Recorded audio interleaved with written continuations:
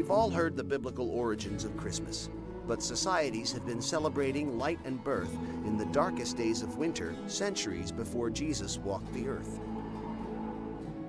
In the Norse country, this winter celebration was known as Yule. Around December 21st, the winter solstice, fathers and sons dragged evergreens indoors as reminders of life and set logs on fire as a promise of good fortune. Ancient Rome had its own December festivals. 1 week before the winter solstice, Romans began celebrating Saturnalia, an orgy of food and drink in honor of Saturn, the god of agriculture. Some Romans, particularly soldiers and government officials, also worshipped Mithra, the sun god. It is believed that to this small but powerful sect, the birthday of Mithra, December 25th, was the holiest day of the year. By the 1st century AD, pagan traditions were being challenged as Christianity took hold throughout the empire.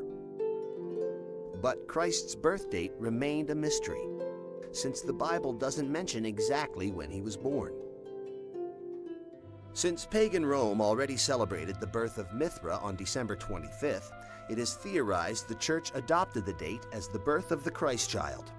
In the 4th century, the Church made it official, declaring December 25th as the feast day of the Nativity. The Church knew it could not outlaw the pagan traditions of Christmas, so it came to accept them. The evergreens traditionally brought indoors were decorated with apples, symbolizing the Garden of Eden. These apples would eventually become Christmas ornaments. The story of Santa Claus also begins in the 4th century with the death of Nicholas, a beloved Turkish bishop. The anniversary of his death became known as St. Nicholas Day. On December 6th, good children woke to gifts from the kindly saint. Bad children sulked away with nothing. In Holland, he was known as Sinterklaas.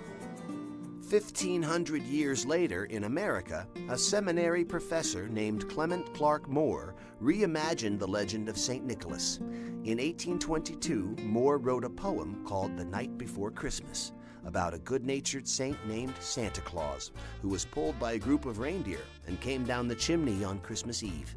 Like St. Nicholas, Santa Claus spread good cheer and gave gifts to children. Less clear was exactly what this Santa Claus looked like. Then in 1863, Thomas Nast, a cartoonist for Harper's Weekly, settled the matter once and for all with his version of the Christmas saint. Nast's Santa was rotund and jolly, with a full white beard and a sack full of toys.